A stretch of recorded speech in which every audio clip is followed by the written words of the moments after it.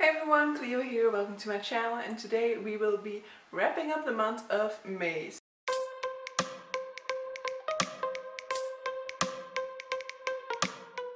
So this year is going so fast.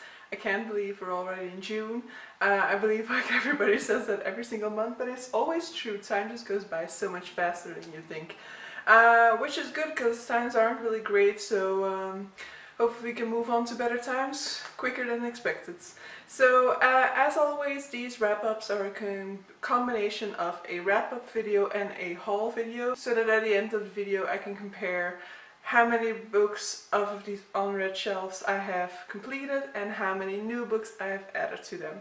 So without further ado, let's just dive into it. The order in which I'm going to be reading this is, in which I'm going to be talking about these, is going to be very random. So the first one that I'm picking up is basically the first one that survived the failed thumbnail attempt, and that would be Notes from a Small Island by Bryson, which is also immediately going to be a DNF. So I don't DNF easily. I always struggle with DNFing because I always feel like, yeah, but what if things still turn around later on?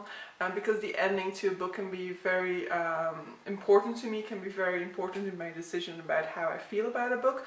But this is a non-fiction, and I also looked up some reviews when I was around the midway point and was starting to consider DNFing, and all of those reviews, the reviews were like very much split. The majority of people seem to really love this one, but the people who didn't seem to like it had the same reasons for me for not liking it, and they also referred to a certain scene that I hadn't even gotten to in the book as like the worst case of this, so I just decided to put it down then. So Notes from a Small Island is a non-fiction in which Bryson is talking about his experience with Britain. So he is an American who spent a lot of his time in Britain, working there, living there, and the setup of this book is that he is going to return to the US, but he wants to travel around Britain one last time. And there are some nice passages in this, there are some nice examples of like weird British behavior, but the majority of this book is spent in such a negative mindset, and he's constantly complaining and grumbling about the state of the places he goes to, you know, the fact that a lot of the things that he liked about the places he's going to have disappeared. Also, he's constantly complaining about like he's going on hikes, but he doesn't seem to be very well prepared for them, and then he's complaining about being hungry and arriving in a town where there is no food for him, and all of these things. And sure, at first you're like, fine, that can happen, but it just seems to be like that the entire time. He's constantly complaining, constantly in negativity. There's some fat shaming happening in here as well that I didn't appreciate.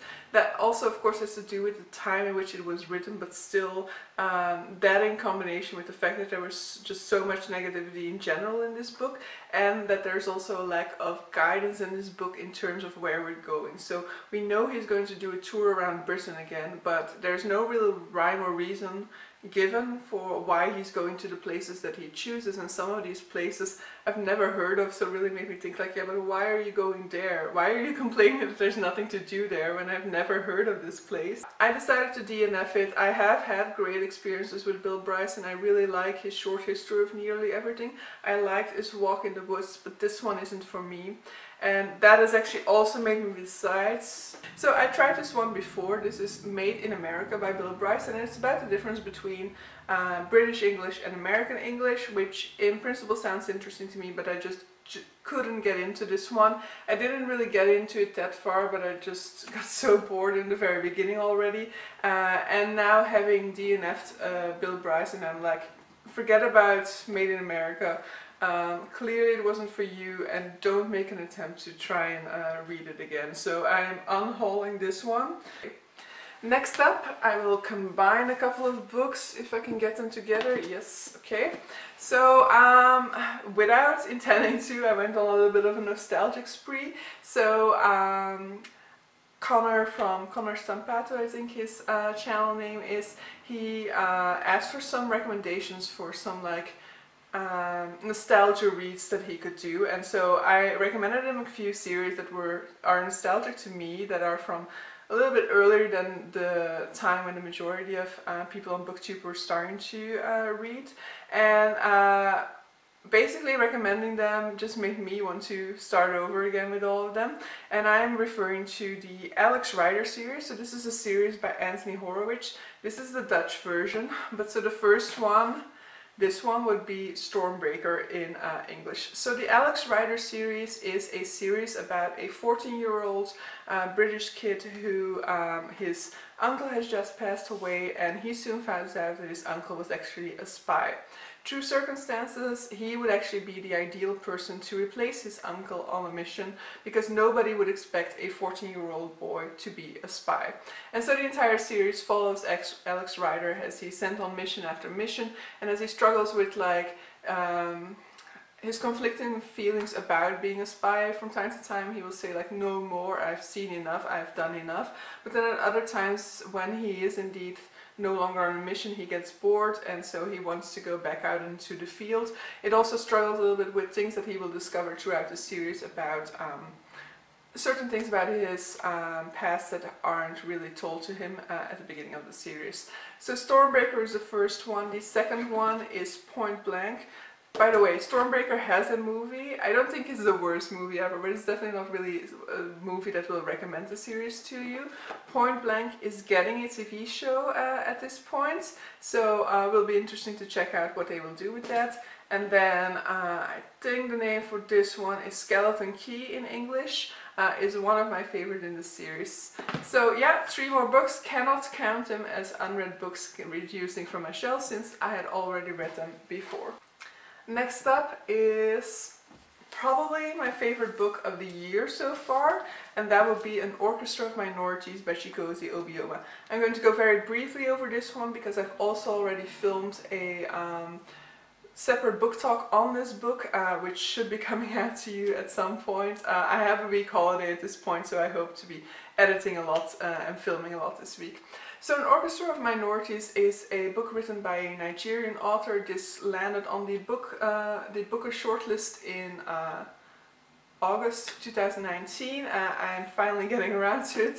An Orchestra of Minorities follows a young chicken farmer called Chinonso who lives in Nigeria. He has quite a comfortable life, you know, he's getting by with the way he's working, he loves what he's doing, but then one day he meets a young girl who is standing on the edge of a bridge and is debating going over. And he manages to detain her from doing so, and they form a very big bond from that moment onward. But she is from like the wealthier side of the tracks, and her family disapproves of this match. And the book will see Chinonso trying to prove himself to her family and getting in some very difficult and very harrowing situations as a result. Throughout the book, his constant needs to prove himself and is constantly being pulled down by society, by her family, by his friends, will result in a very difficult change in his personality, and by the end of the book you might not recognize the character that you started out with. Very powerful read, a lot of subtext about minorities and the treatment of minorities and what that does to minorities if they are constantly taken down, if they're constantly looking for hope, looking for improvement, but being thwarted in that at every step of the way. Love this book, cannot recommend more. Next up, let me talk about Warbreaker by Brandon Sanderson. So Warbreaker is one of his few standalones at this point, though he has mentioned that he will at some point make a sequel to this book. Though if you were going to go into it based off of this video, please just consider it a standalone, because he has a lot of books that he needs to work on at this point, and I don't think that the sequel to Warbreaker will be coming anytime soon. So Warbreaker by Brandon Sanderson is a book in which we are following 2 young girls. They are princesses of the realm of Idris. And so Idris is in a long war with Helandron, I think the other kingdom was called. Doesn't say. But so Idris and Helandron are in this very long sort of conflict war with one another, and they're kind of trying to resolve this by marrying off the princess of Idris to the kingdom of Helandron. But right before this is happening, the king of Idris finds out that basically there's going to be a war regardless, so sending his eldest daughter might be a very big risk for her. And since he seems to have a preference, he decides to change the daughter at the final moment, and so he sends his youngest daughter, Siri, instead. And so Siri has never been prepared to do this. She has always been the child that has just been left loose in this world, and so suddenly she finds herself in the middle of all this court intrigue at the God King's palace in Halandron. Now, interesting about this series is, first of all, we are looking at the concept of divinity. So there are gods in this kingdom of Halandron. However, these gods are people who have basically been resurrected. They're people who have died as their religion wants it, in a very valorous way, in a very brave way. And they have come back, and now they are claimed as divinity. But so these gods themselves act very much just like humans, and it's kind of interesting to look at this concept of divinity within this book. Brandon Sanderson does some interesting things with it, because it's very much more about politics than it is really about, it's very much about using religion as a way of governing, of policing the people. And then another interesting aspect of this book is the magic system. So the magic system here, it uses a sort of concept of breaths. Everybody has one breath, but you can give away your breath. I don't know how to pronounce that, that just sounds like I'm giving away food the entire time. You can give away your breath, and every time, and so people can actually end up collecting more than one breath, and some people can actually go without, and then you become sort of shadow of yourself. I thought this was very interesting. It's very fast paced. There are some characters in here that undergo quite some development throughout, and so at the beginning you might not like them, and towards the end you might finally start to feel like you understand them, and that you can definitely acknowledge where they've come from.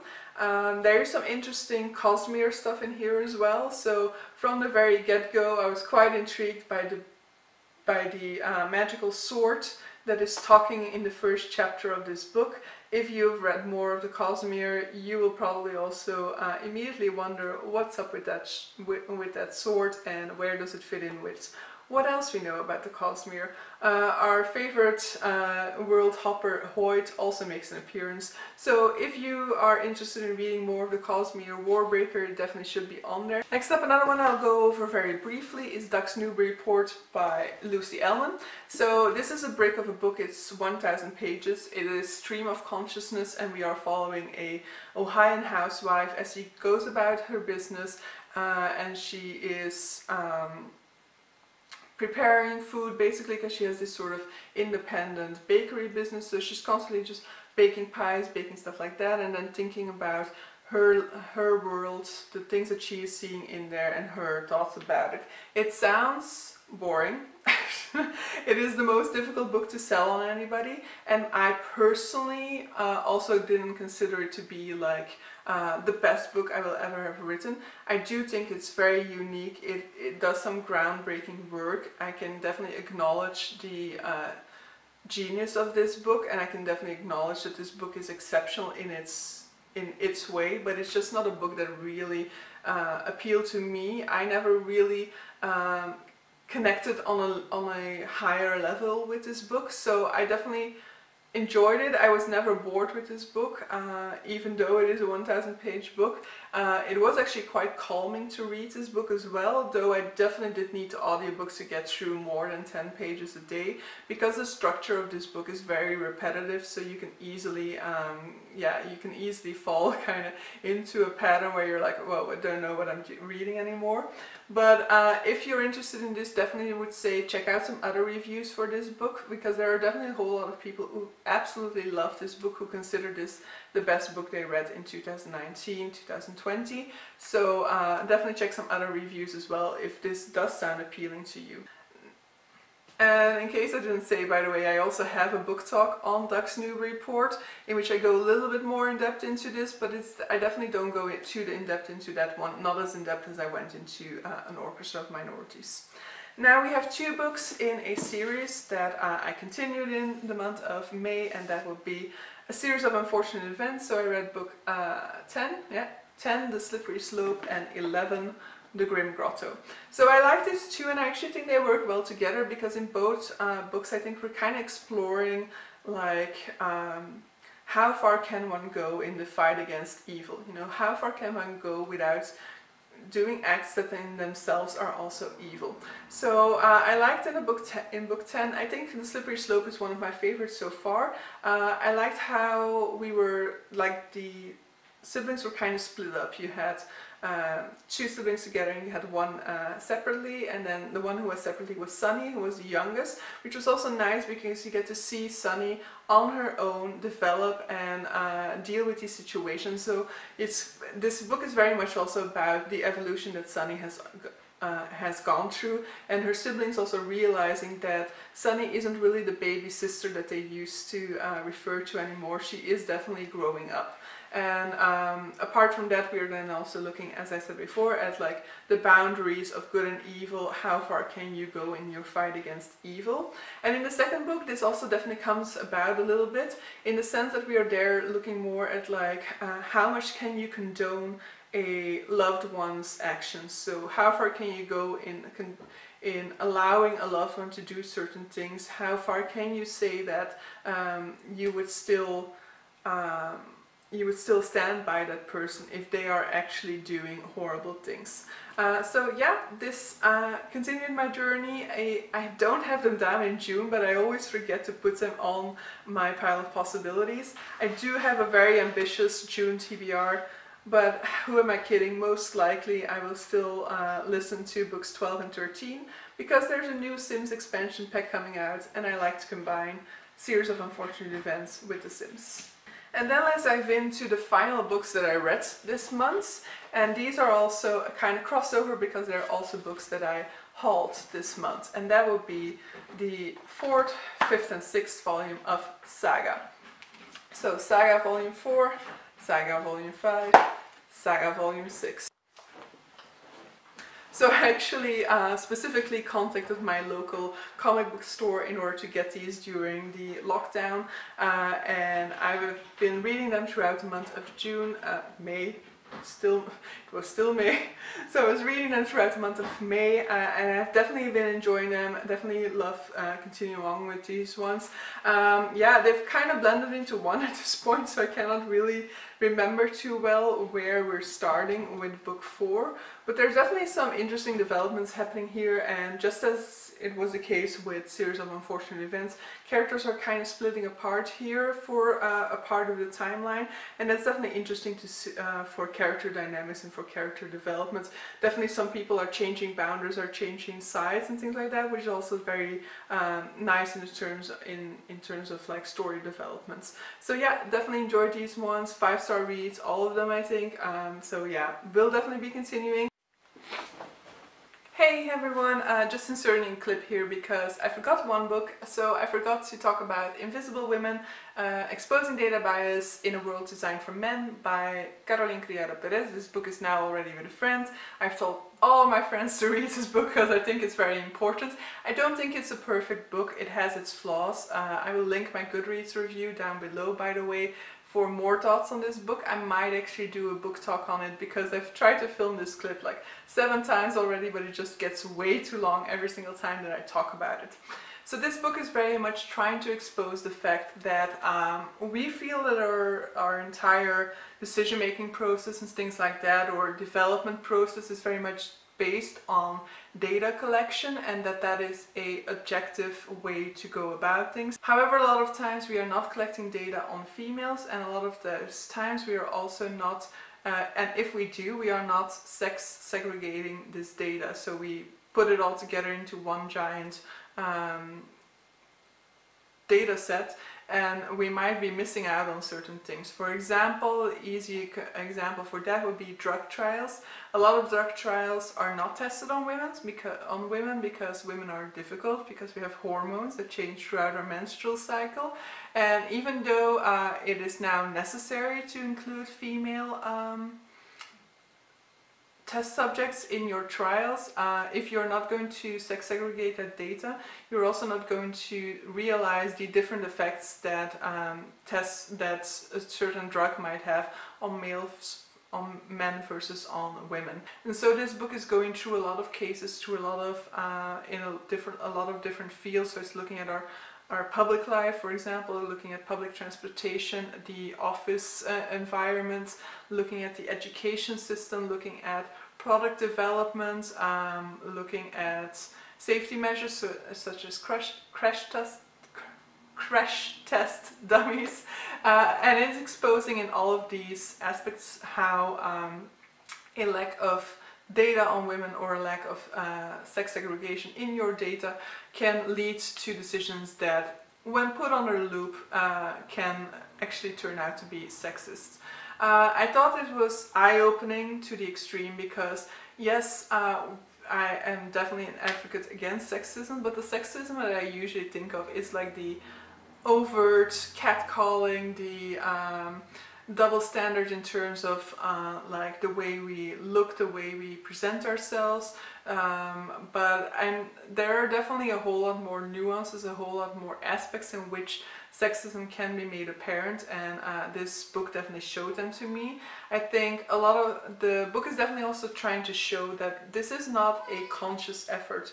You know, white males didn't all get together and decide to dominate the world and to suppress everybody around them.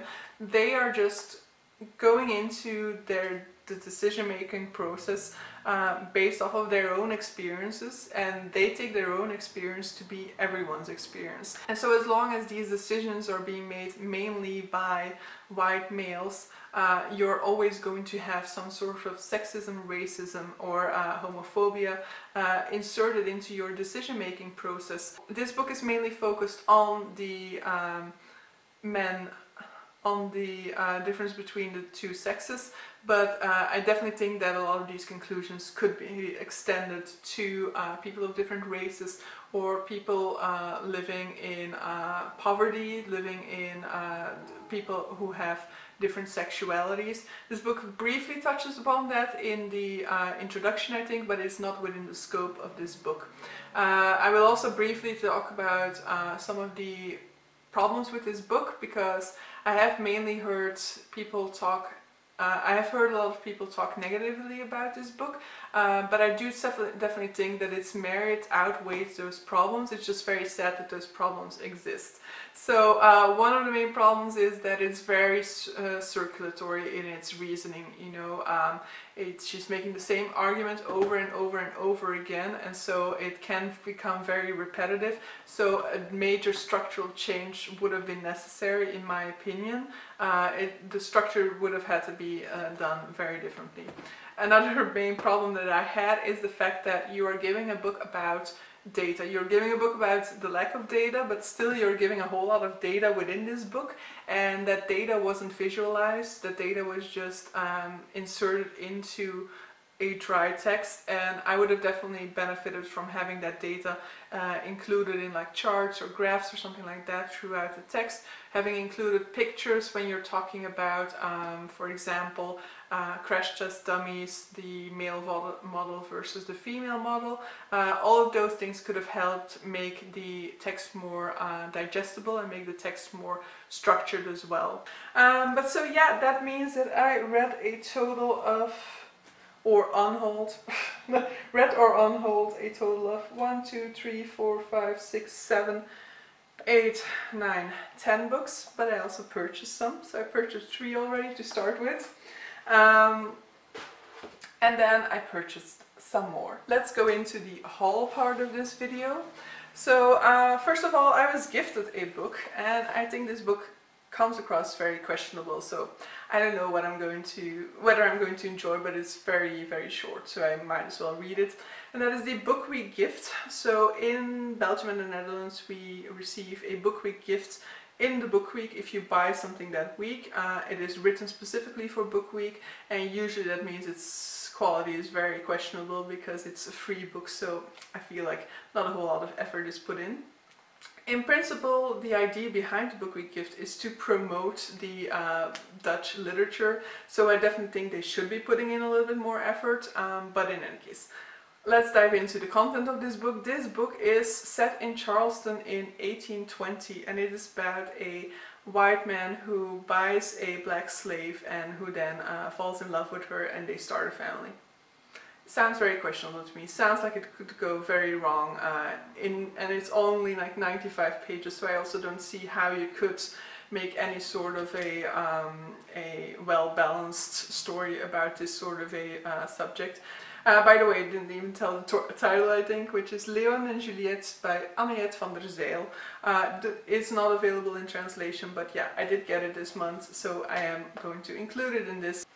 Next up, a book that will not count as a hauled book, because I have already read it, is The Alchemist by Paulo Coelho. This is one of my favorite books when I was a teenager, so I had to read it for high school. And most of the books that I had to read for school, I didn't really like because there's this automatic tendency to dislike a book that you are forced to read. So a book has to be quite good for you to overcome that. And so there definitely have been some. Blindness by José Saramago is another one. But The Alchemist by Paulo Coelho definitely also was one. I also didn't remember that it took place in Egypt, and I absolutely love Egypt. Egyptian culture really was something that I was very much looking into and very much interested in when I was a child. We also went to Egypt when I was 10, and so I absolutely loved Egypt. I didn't remember that this was set in there. I just remembered that it has a desert at some point. So when I realized that it's going to take place in Egypt as well, it really rekindled my love to reread it as well. And in any case, I don't remember anything about it, so I definitely want to reread it at some point, and I will probably do so in June. Next up, 2 books in a series, and that will be The City of Brass by S.A. Chakraborty and the sequel, The Kingdom of Copper. I do believe the third one, which was, it has to do with gold, the Empire of Gold, I think, will be coming out later this year. But I have the small paperback version. I always prefer the small paperback version, actually, and that won't be coming out till a year later, so I don't know yet what I'm going to do with that. But The City of Brass is also a fantasy series set in Egypt, so when I found out that, I really wanted to read it, because I have seen some people talking about The City of Brass, but I don't know, I must have always skipped the part where it was set in Egypt. And so I was always questionable about whether I wanted to do it, because it seems to me it had a very YA cover, in my opinion, but a lot of people I think are referring to it as adult. It was still in the YA section in my bookstore, and I have mixed experiences with YA, so I'm always kind of hesitant to go back into it at this point. But this is set in the streets of Cairo in the 18th century, and it has a lot of references to jinn, to spirits, and to sort of these supernatural elements in this world. And so I'm actually quite interested, because it is set in Middle Eastern culture, to see what they're going to be doing with a fantasy story within that setting. And then the final books that we are going to be talking about that I purchased, I hope these are the final ones. The Poppy War by R.F. Kuang. So The Poppy War by R.F. Kuang, a whole lot of people were reading it. It has been on my radar for a very long time, and I've always kept myself from buying it because I still have so much fantasy on those shelves. But since it's part of my goal this year to read a lot of fantasy, even though I haven't yet, I did still allow myself to buy more fantasy.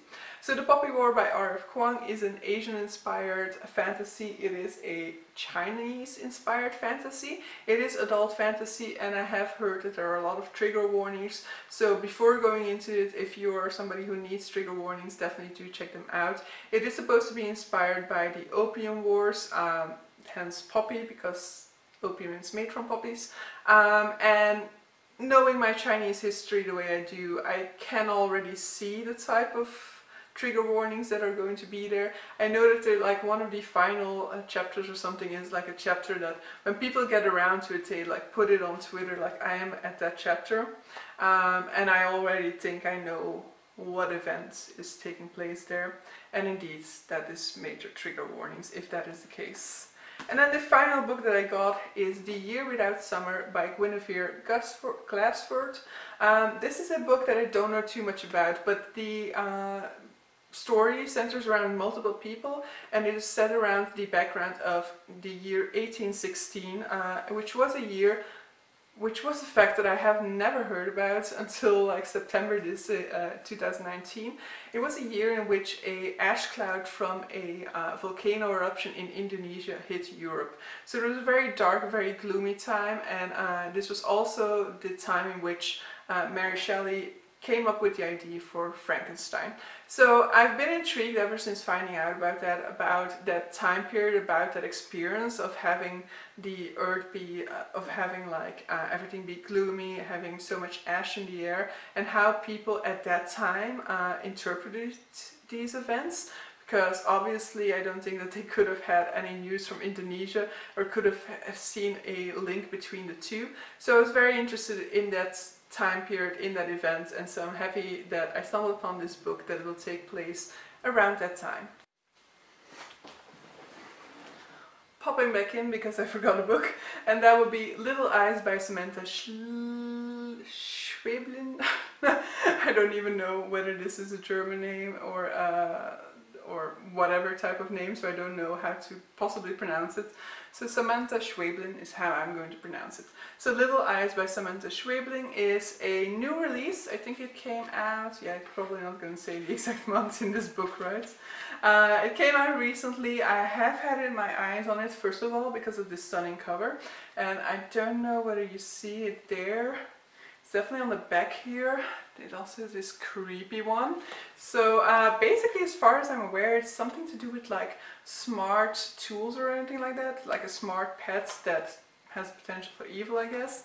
And so the tagline is like, they're everywhere, they're here, they're us. And so I just think it has to do with like the boundaries of technologies and the dangers of technologies. Could be super wrong about that. I had at some point an idea about what this book was about, and also when I read it, I reread the synopsis at the back, but it really didn't fully clarify what the story was about for me. But very interested to get around to this one. It is not on my June TBR. It didn't fit the prompts that I wanted for the readathons that I'm doing, but maybe if I have time, which I definitely don't think I will, so I shouldn't make these type of promises. So probably more like July or something like that. And so to round off this video, in total, taking into account the amount of unread books that I finished and the amount of new books that I purchased, I have been able to reduce my unread bookshelves by 2 books. So not a whole lot of progress, but still any progress is good. I started the year at 147 books on my unread shelves, and now it's down to 128. Now in the month of June, I hope to be able to keep myself from buying too many books. So I have 13 books on my TBR. They are all books that I physically own. So if I read all of those, that's going to be 13 books in the minus. If I keep myself from buying too many books, I can make some very nice progress in June. So yeah, hope you enjoyed this video. Definitely let me know down below if you've read any of these books, what your thoughts are on them. If you're interested in the books that I'm about to be, that I've just purchased, I will already tell you that a lot of these are also in my June TBR, which should be out already, so I'll also link to that video down below. So I should be getting around to them early. In the month of June, I will basically be focusing in on reading recent purchases, so any book that I have gotten or purchased since December 2019.